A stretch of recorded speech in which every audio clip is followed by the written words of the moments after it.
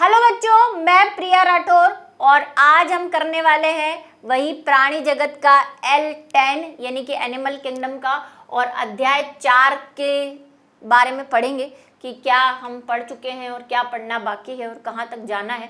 तो chapter flow आपको पता ही है, ये सारा सब कुछ पढ़ना है हमें। और आज हम जो पढ़ने वाले हैं वो संघ मोलस्क का कोमल शरीर वाले जंतुओं के यानी सॉफ्ट बॉडीड एनिमल के बारे में पढ़ने वाले हैं। संघ है मोलस्क का और इसीलिए इन्हें द सॉफ्ट बॉडी एनिमल यानी कि इनकी बॉडी जो है वो बहुत ही सॉफ्ट और स्मूथ है और बहुत ही कोमल है, इसीलिए इनको मोलस्का। मोलस्का का मतलब ही क्या होता है? Soft body. ठीक है, सबके मतलब के हिसाब से संघों के नाम रखे हुए हैं। और अब हम पढ़ने वाले हैं इनके सामान्य लक्षण जो कि हमेशा से पढ़ते आए हैं। और इस संघ के सामान्य लक्षण निम्नलिखित हैं। सबसे पहला है आवास यानी कि कहाँ रहते हैं, तो ये अधिकतर जो है वो जलीय प्राणी है यानी कि जल में रहते हैं और कुछ ऐसे इलाकों में रहते हैं जहाँ पे नमी हो। ठीक है, नमी होनी चाहिए, मतलब पानी या मॉइस्चर आसपास होता है, वहीं पे अधिकतर पाए जाते हैं। इन संघ के अधिकांश सदस्य समुद्र में यानी कि मरीन वाटर में, कुछ लवणीय जल यानी कि फ्रेश वाटर यानी मीठे पानी में जैसे नदी तालाब, और कुछ नम भूमि वाली जगहों पे भी पाए जाते हैं। ठीक है, सममिति कैसी है भाई? कब से द्विपार्श्व सममिति चालू हो गई है? कुछ स्पेशल तो याद रखना नहीं है। इनका शरीर द्विपार्श्व सममिति प्रदर्शित करता है। कुछ जंतु जैसे पाइला, अपवाद जो होते हैं उन्हें जरा देखते देखते चले। पाइला जो है इसका साइंटिफिक नेम पाइला है। ठीक है, तो में ऐंठन यानी कि टॉरिजन के कारण वृद्धि के समय वयस्क असममित यानी कि एसिमेट्रिक हो जाता है। जब ये लार्वा या उससे पहले वाली वयस्क नहीं बनता। पाइला क्या है ये जरा फोटो देख लो, ये देखो, ये है पाइला, ये डायग्रामेटिक फॉर्म में पाइला है और ये पूरा उसका शेल है। शेल के अंदर रहते हैं ये जनरली जितने भी एनिमल हैं, ये इसका शेल है और शेल के अंदर वो एनिमल रहता है। तो जनरली तो ये द्विपार्श्व सममिति होते हैं, लेकिन वयस्क पाइला क्या होता है, जब इस शेल के अंदर रहता है तो ऐंठन मतलब कि मुड़ा तुड़ा सा रहता है ऐसे करके।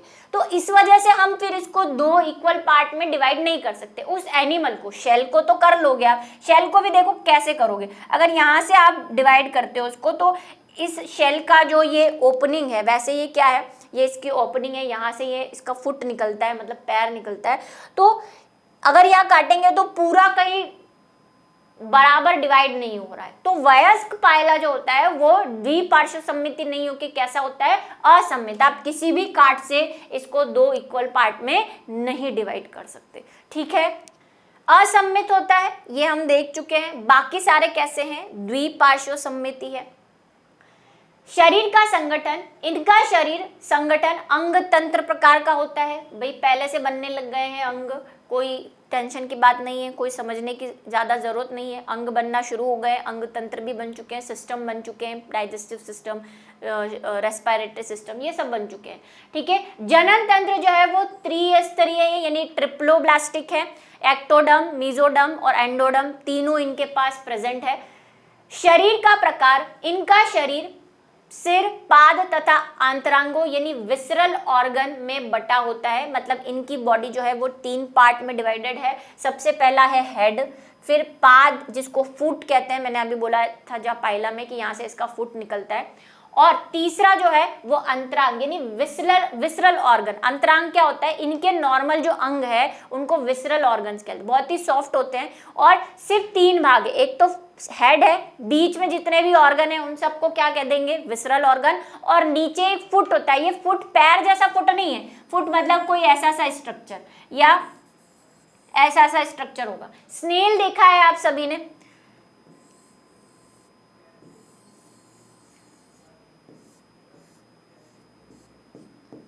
स्नेल देखा है? ये उसका शेल होता है, ये इसका हेड है, बीच में जितने भी ऑर्गन्स है, जो भी इसके पास उत्सर्जित तंत्र है, जैसे केबर्स के ऑर्गन है ना, बॉन्जाइज ऑर्गन है, किडनी है किसी के पास, गिल्स है, तो ये सब। और पीछे वाला जो पार्ट है वो क्या होता है? फुट। और आप जैसे इसको टच करते हैं तो ये इसके अंदर घुस जाता है डर के मारे, है ना। तो ये जो है ये मोलस्का की खासियत होती है, इनमें शेल पाया जाता है। जितने भी शेल वाले आप वो मिट्टी में ढूंढते हैं ना, शेल रेती के अंदर से निकालते हैं अलग अलग प्रकार के। शंख, जिसको शंख तो सभी ने देखा होगा, है ना, ऐसे लंबे वाले भी होते हैं। ऐसे शंख है, और जितने भी शेल है जो मिट्टी में आपको मिलते हैं अलग अलग शेप के, कुछ ऐसे भी मिलते हैं लाइंस वाले। तो ये शेल, ये सारे मोलस्का के प्राणी, ऊपर शेल होता है, अंदर एनिमल रहता है इनके। हालांकि आपको कभी एनिमल देखने को नहीं मिला होगा क्योंकि आपने रेती में ढूंढे हैं, तो रेती में वो मरने के बाद शेल ही होता है सिर्फ, ठीक है। इनका शरीर बटा होता है देह भित्ति, यानी कि जो बॉडी होती है उसके चारों ओर फोल्डिंग से निर्मित प्रवाल या मेंटल पाया जाता है। ये स्पेशल चीज है, इसको नोट करना है, जिसको हिंदी में प्रवार कहते हैं या प्रवाल भी कहते हैं। वैसे प्रवाल कोरल के लिए यूज करते हैं, इसलिए प्रवार वर्ड सही है। जो कैल्शियम युक्त कवच यानी कि कैल्सिफाइड शेल का स्त्रावण करता है, जो कि मैंने कहा कि इनकी जो शेल होती है, ये शेल देख ली आपने, यही क्या है, इनकी शेल है, कवच है। किसका बना होगा ये? कैल्शियम कार्बोनेट का। स्नेल तो मेरे ख्याल से सभी ने देखा है। और जो इनकी शेल होती है, जब इस शेल के नीचे भी एक लेयर होती है, अगर मैं किसी मोलस्का के प्राणी को बनाऊं तो वो कुछ ऐसा होगा। ये इसका कवच है, ठीक है। ये जो ऊपर बना रहे हैं ना हम, ये इसका कवच है जो कैल्शियम कार्बोनेट का बना हुआ है। इसके कवच के निचले हिस्से पर बॉडी वॉल, यानी कि जो भी एनिमल है, मान लो ये एनिमल है, ये अंदर घुसा हुआ बना रही हूं मैं थोड़ा सा, ये मान लो एनिमल है, इसके ये 2 एंटीना और ये पूरी इसकी बॉडी, इसकी बॉडी में सारे ऑर्गन्स होंगे, और ये इसका फुट, ये वाला फुट है, ये पाद यानी कि फुट, ये इसका सिर, और ये इसके अंतरांग होंगे, यहाँ पे वही किडनी होगी और डाइजेस्टिव सिस्टम होगा और जो भी चीजें हैं। तो इसकी जो बॉडी वॉल है वो फोल्ड होने की वजह से एक नई लेयर का निर्माण कर देती है, जिसको हम कहते हैं मेंटल। ये नीचे की तरफ एक ऐसी मोटी लेयर होगी, कवर टाइप होता है ये, है ना। ऐसा लगेगा आपको कि एनिमल को किसी सॉफ्ट मेम्ब्रेन ने कवर कर रखा है, जब खोलते हैं इसको ऐसा लगता है। तो ये है आपका प्रवार, मेंटल। ये वो वाला मेंटल नहीं है, दिमाग वाला खराबी नहीं है, ये वो वाला मेंटल है, ठीक है। स्पेलिंग अलग है इसकी। मेंटल, ये दिमाग खराब होता है वो वाला मेंटल नहीं है, ये वाला मेंटल है। स्पेलिंग थोड़ी सी डिफरेंट है इसकी। तो ऐसा मेंटल होता है इसमें, ठीक है। ये कवर में रहते हैं, जैसे स्नेल मैंने कहा टच करते ही अंदर घुस जाता है। तो अगर आप कभी कोई स्नेल आपको मरा हुआ मिले, मारना तो नहीं है, मरा हुआ मिले, तो उसका ये जो शेल है उसको खोल के देखना, शेल के अंदर भी एक छोटी सी लेयर होती है, वही जो मैंने कहा मेंटल। उसको खोलने के बाद हमें एनिमल दिखता है। हमने क्या देखा है? हमने पाइला को डिसेक्ट किया हुआ है, जो मैंने अभी बताया था ना, उसको पूरा खोला हुआ है। इतना बड़ा होता है वो, काफी बड़ा होता है, जैसे अगर बोर्ड की साइज में देखो आप तो ऐसा काफी बड़ा सा होता है। हमने उसको काटा है, खोला है, उसका शेल, उसके अंदर क्या क्या चीजें वो भी देखिए। एक दो सबकी जो मैं देखिए बता देती हूँ। जैसे अर्थवर्म देखा है हमने, उसको डिसेक्ट किया है। पाइला, हर संघ का कोई ना कोई एनिमल दिया जाता है, जनरली सारे संघ के तो नहीं देते। तो जैसे ऑर्थोपोडा का झींगा खोला हुआ है हमने, डिसेक्ट किया हुआ है, इसका पाइला खोला हुआ है। और पिसेस का वो डॉग फिश जो होती है स्कॉलियोडोन, उसको खोला हुआ है फिश को। तो ये जो है हर एक काम है, वही बीएससी में करवाएंगे, 11th-12th में कुछ नहीं करवाना है, जो भी होगा बीएससी के अंदर होगा। बीएससी एमएससी जब आप करेंगे तब होगा, ठीक है। तो ये मेंटल जैसी एक संरचना होती है, ये आपको ध्यान रखना है। और इसी मेंटल की वजह से ये बाहर वाला जो कैल्शियम कार्बोनेट का कवर है, ये किसने सिक्रीट किया हुआ है? इस मेंटल ने सिक्रीट किया हुआ है, ठीक है। चलिए नेक्स्ट है देह भित्ति यानी बॉडी वॉल। इसमें एक स्तरीय त्वचा यानी सिंगल लेयर एपिडर्मिस या पक्षमाभ युक्त होती है। मतलब इनमें क्या होगा, जो बॉडी वॉल होगी, अंदर वाली बॉडी वॉल, मेंटल के नीचे वाली बॉडी वॉल, हमने कहा कि यहाँ पे कवच है, यहाँ पे मेंटल है, और अंदर जो इसकी बॉडी वॉल है जिसने मेंटल को सिक्रीट किया हुआ है, उसमें छोटे छोटे सीलिया जो है वो है। क्यों है? क्योंकि पानी में रह रहा है। पानी में आपको पता है तैरने के लिए भाई कुछ तो चाहिए फ्लोट करने के लिए। तो जहाँ पे पॉरीफेरा सिलेंटेटा में हमने टेंटाकिल्स और बड़े बड़े सीलिया और कशाप देखे थे, यहाँ पे छोटे छोटे सीलियाज हैं, ठीक है। देव गुहा, जो देव गुहा है उसमें सिलोम गुहा केवल हृदय के चारों तरफ तथा उत्सर्जी अंगों तथा जन्नांगों में पाई जाती है। सेम एज हमने जो इससे पहले वाला देखा, ऑर्थोपोडा हमने वहां पे भी कहा था कि वहां पे हीमोसील होती है और सिर्फ जननांगों, उत्सर्जी अंगों और हृदय के चारों ओर होती है। यहाँ पे भी सेम वही कहानी है कि जो इसका हार्ट होगा उसके चारों ओर, या जो भी जननांग है, जैसे मान लो ये जननांग है, तो जननांग के चारों ओर ही छोटी छोटी कैविटीज बनी हुई है, बाकी कोई ऐसी पूरी की पूरी सिलोंग नहीं है। बाकी में क्या भरा हुआ है, फ्लूइड भरा हुआ है, जो इनका परिसंचरण तंत्र का काम करेगा, यानी रेस्पिरेशन और बाकियों में हेल्प करेगा। गमन, लोकोमोशन, इनमें पैर आपको पता ही है, फूट है इनके पास। इनमें गमन हेतु मांसल तथा पेशीय पाद अधर सतह पर स्थित होता है, जो रेंगने, तैरने और बिल बनाने में सहायता करता है। देखा ही आपने स्नेल कैसे रेंगता है, ठीक है, बाकी नहीं देखे तो उसका जो पैर है वही चलने में, तैरने में, सब वही काम में आ रहा है और बहुत ही सॉफ्ट है। मांसल और पेशी है, यानी मस्कुलर है, मसल्स होंगे तभी तो चलेगा, तो लोकोमोशन में सहायक होता है। पाचन तंत्र, इनमें पाचन तंत्र में आहार नाल सीधी, या तो सीधी होगी और यू आकार की भी हो सकती है और कुंडलित भी हो सकती है। क्यों? क्योंकि डिपेंडिंग ऑन द एनिमल। अभी अगर हम स्नेल की बात करें तो वो तो इस शेल के अंदर रह रहा है, तो उसका आहार नाल कैसी होगी? कॉइल होगी। जो बिल के अंदर, जैसे ये जमीन है ना, जमीन में भी बिल बना के भी रहते हैं, ऐसे मान लो ये यू शेप की कोई नली के अंदर रह रहा हो, ऐसा बना के, तो उसकी आहार नाल ऐसी भी होती है, यू शेप की, और सीधी सीधी भी हो सकती है, नॉर्मल आहार नाल भी हो सकती है, स्टमक, ये लिवर, ऐसी भी हो सकती है, स्ट्रेट टाइप की।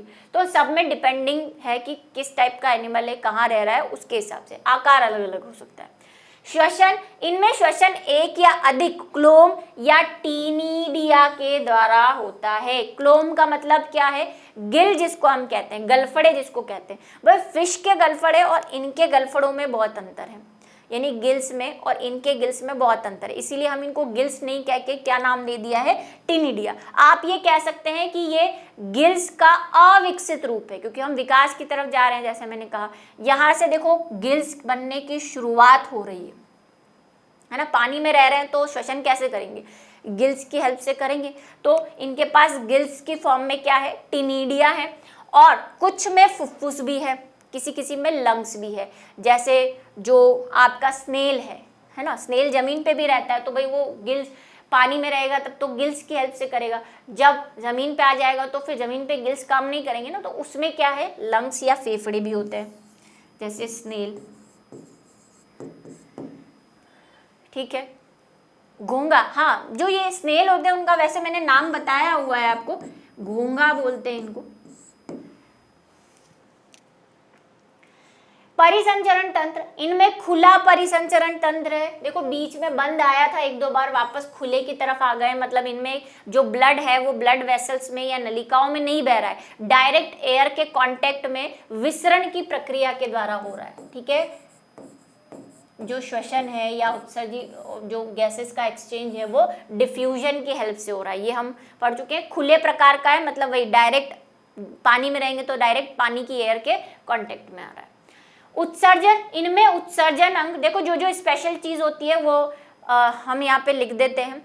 एनसीईआरटी में हो सकता है लिखी हो या नहीं लिखी हो, लेकिन कुछ स्पेशल चीज होती है वो हमें लिखनी होती है, याद रखने में थोड़ी सी हेल्प कर देता है वो।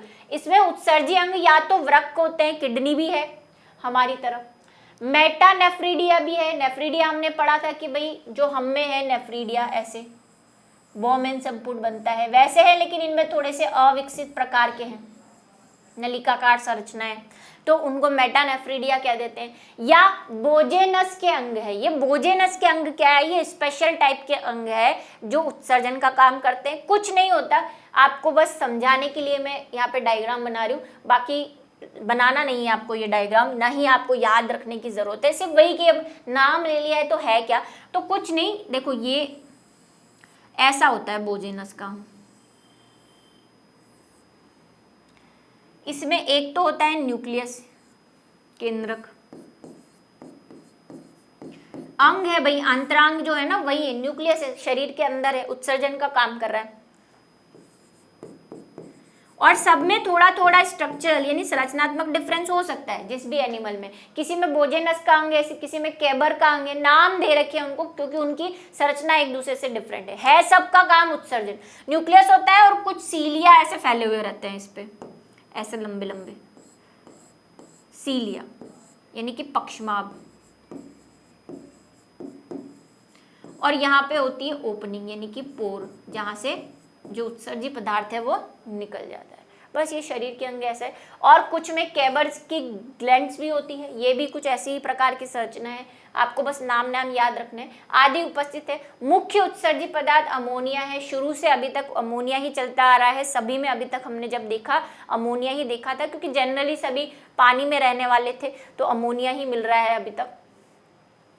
नर्वस सिस्टम कैसा है, देखो ऑर्थोपोडा जब हम पढ़ के आए तो हमने कहा थोड़ा ब्रेन जैसी चीज विकसित होने लगी है। प्रॉन में हमने पढ़ा कि उसके ब्रेन होता है ना। और यहाँ पे भी क्या हो रहा है, तंत्रिका तंत्र अच्छे से विकसित है, लेकिन गैंग्लिया है। गैंग्लिया मैंने क्या कहा था कि जब नर्व टिश्यू यानी कि ये जो तंत्रिका तंत्र होता है वो ऐसे गुच्छे रूपी संरचना बना देता है ना, गुच्छे बना लेता है अपने तंत्रिका के, तो उसको हम गैंग्लियन कहते हैं। और यही गैंग्लियन आगे जाके ब्रेन का विकास करता है।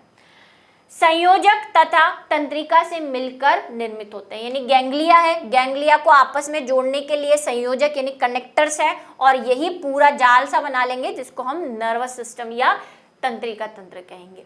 ठीक है, इसमें नेत्र स्टेटोसिस्ट या ऑस्फेरेडियम उपस्थित होता है। अब ये स्टेटोसिस्ट और ऑस्फेरेडियम क्या है, ये संवेदी अंग है, मतलब पानी में रह रहे हैं या जमीन पर रह रहे हैं तो इनको संवेदनाएं दे रहे हैं, खाने की, पीने की, तैरने की, बैलेंस की, संतुलन करने की। ऐसी ही स्टेटोसिस्ट ऑर्थोपोडा में भी होती है, शायद हमने नहीं पढ़ा वहां पे। ऑर्थोपोडा में भी स्टेटोसिस्ट क्या होती है, कुछ नहीं, जैसे हमारे कान है, हम कान में बोलते हैं कि हमारे कान जो है वो बैलेंसिंग का भी काम करते हैं। जो मिडिल एयर होता है उसमें कुछ कण होते हैं जो मेम्ब्रेन से टकराते हैं और वही हमें बैलेंस करते हैं। ऐसे ही यहाँ पे बोल सकते हो कि ये ऐसी एक संरचना होती है, बना देती हूँ मैं, देखो सेल ऐसा गोली सी संरचना होती है और उसमें बहुत सारी कोशिकाओं की लेयर्स होती है। ठीक है, और बीच में होते हैं सीलिया ऐसे, और ये जुड़ी होती है नर्वस सिस्टम से यानी कि तंत्रिका तंत्र से। और इसमें होते हैं कण, बहुत छोटे छोटे कण होते हैं, तो जब वो तैरता है तो ये कण भी हिलते हैं। ये कण इन कोशिकाओं से टकराते हैं और सीलिया के थ्रू उसको मैसेज जाता है गैंग्लिया को या ब्रेन को कि किस दिशा में जाना है। उस जैसे हम नाक से स्मेल करते हैं तो ये सारी सूचनाएं कहाँ जाती है, ब्रेन में ही जाती है। वैसे इसमें जो है ये स्टेटोसिस्ट या ऑस्फेरेडियम होते हैं जो संवेदनाओं को ग्रहण करते हैं कि गर्मी है, सर्दी है, खाने का पार्टिकल आसपास तो नहीं है, तैर रहे हैं, ये चल रहे हैं, तो उनमें संतुलन का काम करता है। ठीक है, तो ये स्टेटोसिस्ट है। नाम याद रख लो, डायग्राम वायग्राम आपके ऊपर डिपेंडेंट है, ऐसा जरूरी नहीं है। जनन जो है रिप्रोडक्शन, ये एक लिंगी है यानी यूनिसेक्सुअल है। क्या होते हैं, जिसमें एक बॉडी के अंदर एक ही प्रकार का सेक्स या लिंग रहता है, या तो नर रहेगा या मादा। इनमें निषेचन आंतरिक या बाहरी दोनों टाइप का होता है। मतलब आंतरिक भी हो सकता है क्या कि एक एनिमल है और दूसरा एनिमल है, मान लो ये नर है और ये मादा है, तो नर ने अपना न्यूक्लियस जो है वो मादा के शरीर में ट्रांसफर कर दिया, तो ये निषेचन जो होगा यानी ये दोनों का मिलन होगा वो मादा के शरीर में होगा, तो ऐसा निषेचन क्या होगा, आंतरिक निषेचन। यही कहानी में अगर ये हो कि ये नर है और ये मादा है, नर ने अपना न्यूक्लियस पानी में छोड़ दिया, मादा ने भी अपना न्यूक्लियस या केंद्रक पानी में छोड़ दिया, और फिर अगर निषेचन हुआ तो ये कैसा है, बाहरी निषेचन है। हालांकि हम इसको पहले अच्छे से पढ़ चुके हैं। ठीक है, तो दोनों प्रकार का है इनमें। परिवर्धन कैसा है, इनमें विदलन सर्पिल प्रकार का होता है। परिवर्धन प्रत्यक्ष और अप्रत्यक्ष दोनों प्रकार का होता है। मतलब कुछ में तो डायरेक्टली वयस्क जैसा प्राणी बन जाएगा और कुछ में लार्वा अवस्था आएगी। ये सब हम पिछले क्लासेस में पढ़ के आ चुके हैं, बस हमें ये याद रखना है कि ये चीज़ें क्या होती हैं और किस में कौन सी चीज़ है। ठीक है, स्पाइरली विदलन, ये मैं आपको जरूर समझा देती हूँ कि क्या होता है। देखो स्पाइरली विदलन क्या है कि हमने पढ़ा कि जाइगोट बनेगा, नर व मादा मिलेंगे तो क्या बनेगा, युग्मनज। एक हमने पढ़ा था होलोब्लास्टिक विदलन, याद आया आपको? किसी क्लास में हमने पढ़ा, मतलब इनमें से किसी संघ में पढ़ा था हमने कि युग्मनज जो है वो सब जगहों से अगर डिवाइड होता है, पूरा युग्मनज डिवाइड होता है, तो उसे हम होलोब्लास्टिक या पूर्ण विदलन कहते हैं। एक पूर्ण विदलन शब्द आया था। यहाँ पे स्पाइरली होता है। स्पाइरली का मतलब क्या हुआ कि ऐसे विदलन होता है, पहले इस लाइन में हुआ, फिर ये पीछे जाएगा, फिर घूम के आएगा, फिर इस लाइन में होगा, फिर इस लाइन में, ऐसे विदलन होता है। इसको बोलते हैं स्पाइरली विदलन। मतलब क्या हुआ कि पहले ये वाली कोशिकाएं विभाजित होगी, इस लाइन की, इन वाली कोशिकाओं ने विभाजित किया और एक नई लेयर बना दी। मैं बहुत शॉर्ट में आपको समझा रही हूँ, स्पाइरल विदलन भी इतना इजी नहीं है। ये बना दी। अब दूसरी लाइन में होगा, अब ये वाली लाइन की कोशिकाएं, इनने भी विभाजित किया और दूसरी कोशिका, तो स्पाइरल फॉर्म में विदलन होता है। मतलब स्पाइरली रूप से कोशिकाएं जो है वो विभाजित होती है। पूर्ण विदलन में क्या होता है, सब तरफ की कोशिकाएं एक साथ विभाजित होकर ऐसे बॉल जैसी संरचना बना लेती है, उसको पूर्ण विदलन कहते हैं। चलो बात कर लेते हैं इनकी। तो ये तो है हमारे पाइला भाई साहब, इसको आप देख ही चुके हैं, ठीक है। ये पाइला के अंदर का एनिमल है जो आपको मुंह निकालता हुआ दिख रहा है। ये तो डायग्राम है, यहाँ से ही इसका फुट निकलता है। ये देखो नीचे दिख नहीं रहा है हालांकि फुट, ये इस जगह पे फुट होता है और ये इसी जगह से मुंह भी निकलता है, दोनों इसी जगह से निकलते हैं। ये तो पूरा जैसा आपको दिख रहा है ना, वैसा के वैसा ही फुट है इसका। इसके फुट का स्ट्रक्चर ही ये है, ये ऐसा फुट है इसका, नीचे जमीन पे ऐसे चिपका हुआ रहता है। अगर आप इसको ऐसे करके देखें, जैसे यहाँ पड़ा हुआ है, तो इधर फुट और इधर से ही एनिमल निकला हुआ है। देखो इसके 2 टेंटाकल निकले हुए हैं, ये एनिमल है। सॉफ्ट होते हैं, ऊपर कवच होता है, इसीलिए इनको कोमल जंतु या सॉफ्ट बॉडीड एनिमल कहते हैं। ग्रूव्स होती है, सबने शेल देखी है, सबने रेती में खेला है बचपन में, अभी भी खेलते होंगे, तो शेल्स लेकर आते हो, ये वही शेल है। इन सब के अंदर एनिमल होता है, लेकिन जब ये डेड हो जाता है तो ये मिट्टी के अंदर, भाई पहले तो फ्लोट करते रहते हैं जब तक जिंदा है, फिर नीचे मिट्टी में मिल जाते हैं और वहाँ से जब हम रेती उठा के लाते हैं मकान बनाने के लिए नदियों से निकाल के, तो उनके साथ ये जो शेल है वो बाहर आ जाती है। और कुछ लोग इसे खाद्य पदार्थों के रूप में भी, फॉरेन में आप जाओगे तो वहाँ पे तो किसी ने मिस्टर बीन मूवी देखी है तो वो ऐसे निकाल निकाल के खाता है ना। दूसरे में भी देखा होगा, ऐसे प्लेट में सजा के लेके आते हैं इन शेल्स को और स्पून से निकाल निकाल के खाते भी हैं। तो खाने के काम में सब नहीं खाए जाते हैं, फिर से मैं बोल देती हूँ, खाद्य एडिबल सब कुछ नहीं होता, कुछ पॉइजनस भी होते हैं। तो ये जो है, ये क्या है, सारे एनिमल। और इसके एग्जाम्पल जो आपको ध्यान हो, ऑक्टोपस। ऑक्टोपस में देखो शेल नहीं होता, इसीलिए मैंने आपको ये बताया, ऑक्टोपस में ऐसा शेल नहीं होता। इसके जो सिफेलोपोडा के मेंबर है, सिफेलोपोडा इसके एक क्लास है, वो नाम भले ही याद मत रखो, आप तो एग्जाम्पल याद रखो। एक तो पाइला, एक ऑक्टोपस। पाइला बता ही दिया मैंने, क्योंकि ये डिसेक्ट करना पड़ता है आगे जाके। ऑक्टोपस, इसमें शेल नहीं होता, इसलिए आप इसको याद रखो, वो बड़ा सॉफ्ट बॉडी सा होता है, 8 पैर लेके, लेकिन उसके ऊपर कोई शेल नहीं होता है, वो भी मोलस्का का प्राणी, इसलिए इसको स्पेशली याद रखो। एक होता है लोलिगो। ये लोलिगो क्या है, ये लोलिगो बड़ा ही स्पेशल, मुझे नाम अभी तक याद है इसका, ऐसा प्राणी होता है। ये देखो मैं रफ ही बना रही हूँ हालांकि अभी भी, इसमें ऐसे टेंटाकल निकले रहते हैं, ये खतरनाक होता है। ऐसा आपने ऑक्टोपस के बारे में भी सुना होगा कि ऑक्टोपस को जब लगता है कि उसके एनिमीज उसके आसपास है, तो वो एक कलरफुल द्रव, मतलब लिक्विड का स्त्रवण करता है, ताकि दूसरे जो उसके एनिमीज हैं, चाहे वो दूसरा एनिमल हो या चाहे आप हो, उसको पॉइजनस हो जाए, वो बेहोश हो जाता है। ऐसे ये भी करता है, ये इंक सिक्रीट करता है, इसको इंक मोलस्कन भी कहते हैं। मतलब ये एक कलरफुल इंक का स्त्रावण करता है जो पानी में घुल जाती है और इसके आसपास जो भी इसके एनिमीज होंगे उनकी फाइल सलट जाएगी, आपकी भी सलट सकती है। तो ये है लोलिगो, देख सकते हैं आप नेट पे सर्च करके लोलिगो को, ऐसा सही दिखता है, ठीक है, लोलिगो। इसके बाद स्क्विड, आपने नाम सुने होंगे, स्क्विड भी ऐसे ही होते हैं, बड़े बड़े टेंटाकल्स होते हैं, खाए जाते हैं वो भी। तो वो ये सभी मोलस्का के ही प्राणी हैं। ये देखो जो मैं कह रही थी शेल है, अब ऊपर से आपको ये शेल ही दिख रहा होगा। आपको जो मिलते हैं वो दोनों अलग अलग पार्ट मिलते हैं, क्योंकि वो एनिमल मर चुका होता है, तो ये दोनों पार्ट अलग हो जाते हैं। इसके अंदर वाला स्ट्रक्चर देखो, ये रहा एनिमल, कैसा सब कोई बता दो कहाँ फुट है और कहाँ इसकी सर है, कुछ पता नहीं है, ऐसे ही बस ऐसे बन के रहते हैं ये 3 पार्ट में, और ऐसे सॉफ्ट से होते हैं, ठीक है, सॉफ्ट बॉडीड, इसलिए ऊपर शेल है। और ये वाली जो वाइट लेयर आपको दिख रही है, ये इसका मेंटल है, जो कि काट में हमें कुछ यहाँ से दिखता है ऐसा, ठीक है। तो ये मोलस्का के प्राणी थे। हालांकि इनमें स्पेशलिटी 1-2 थी जो मैंने बता दिया, एक तो लोलीगो, एक पाइला आपको याद रखना है, एक ऑक्टोपस याद रखना है। और इनके जो ऑर्गन थे, उत्सर्जी ऑर्गन, वो थोड़े से स्पेशल थे। इसी के साथ मोलस्का का भी चैप्टर आज क्लोज होता है, और आगे हम जो पढ़ेंगे वो इकाइनोडर्मेट्स पढ़ेंगे, जिसमें आपकी फेवरेट चीज़ आने वाली है। मुझे पता है आपको भी बहुत पसंद है, क्योंकि मुझे भी बहुत पसंद है। तो मिलते हैं अगले वीडियो लेक्चर में मोलस्का के एनिमल्स के साथ।